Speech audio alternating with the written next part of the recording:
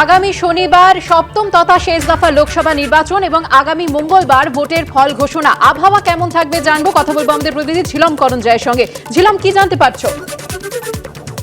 আবহাওয়া দপ্তর সূত্রে জানা যাচ্ছে যে এই যে সপ্তম দফার ভোটের দিন, সেদিন বৃষ্টি হওয়ার সম্ভাবনা রয়েছে। জুন মাসের পয়লা জুন, 2 তারিখ, 3 তারিখ, 4 তারিখ দক্ষিণবঙ্গের সমস্ত জেলা জুড়ে বৃষ্টিপাত এবং বজ্রবিদ্যুৎ সহ বৃষ্টিপাতের মাঝারি পরিমাণ বৃষ্টিপাতের সম্ভাবনা রয়েছে। এবং আবহাওয়া দপ্তর যেটা জানাচ্ছেন যে আজকে, কালকে, পরশু উত্তরবঙ্গেও 5 জেলাতে বৃষ্টির কমলা সতর্কতা দেওয়া হয়েছে। দার্জিলিং, কালিম্পং, কোচবিহার, আলিপুরদুয়ার, জলপাইগুড়ি এই জেলাগুলোতে ভারী বৃষ্টিপাতের সম্ভাবনা রয়েছে। এবং আবার বলছি, 1 জুন এবং 2 জুন উত্তরের এই 5 জেলার পাশাপাশি দক্ষিণবঙ্গেও বৃষ্টিপাত হওয়ার প্রবল সম্ভাবনা রয়েছে। অর্থাৎ ভোটের দিন, যে সপ্তম দফার ভোটের দিন কিন্তু বৃষ্টিপাত হবে। এবং একই সঙ্গে আবহাওয়া দপ্তরের পূর্বাভাস অনুযায়ী গণনার দিনও সারা বঙ্গে বৃষ্টিপাতের সম্ভাবনা রয়েছে। ধন্যবাদ ঝিলম। জ্যৈষ্ঠের তাপে পড়ছে দিল্লি। বুধবার হাফ সেঞ্চুরি হাঁকিয়ে গরমের সব রেকর্ড ভেঙে দিল রাজধানী। এদিন মঙ্গেশপুরে তাপমাত্রার পারদ ছুঁয়েছিল 52.3 ডিগ্রি সেলসিয়াস, যা শুধু দিল্লি নয়, সারা দেশের সর্বকালীন সর্বোচ্চ তাপমাত্রার রেকর্ড। উত্তর ভারতের একাধিক রাজ্যে দুদিন ভয়ঙ্কর তাপপ্রবাহের পূর্বাভাস দিয়েছে মৌসম ভবন।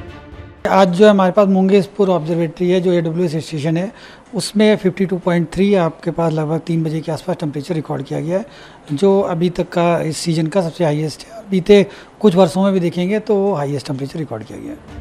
দিল্লিতে যখন এই পরিস্থিতি, তখন কলকাতাও ঘেমে নিয়ে একসা। ভ্যাপসা গরমে নাজেহাল শহরবাসী।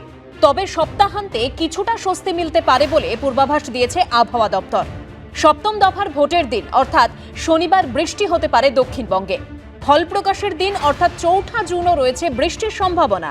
জুন মাসের প্রথম 4 দিন দক্ষিণবঙ্গের সবকটি জেলাতে বৃষ্টির সম্ভাবনা আছে। সঙ্গে কোথাও কোথাও বইতে পারে ঝোড়ো হাওয়া।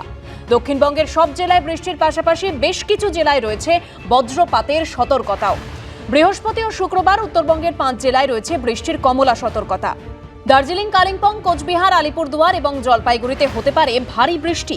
এর মধ্যে জলপাইগুড়ি, আলিপুরদুয়ার এবং কোচবিহারে অতি ভারী বৃষ্টির সতর্কতা রয়েছে আবহাওয়া দপ্তরের। 1, 2, 3, 4 এই 4 দিনই কিন্তু পশ্চিমবঙ্গের সব জেলাতেই light to moderate rain with thunder a few প্লেসে মানে আমি বলতে চাইছি স্ক্যাটার্ড রেনফলের সম্ভাবনা আছে।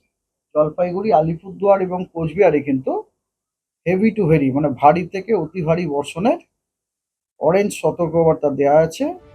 10 জুনের মধ্যে দক্ষিণবঙ্গে প্রবেশ করতে পারে বর্ষা। ঝিলম করঞ্জাইয়ের রিপোর্ট, ABP আনন্দ।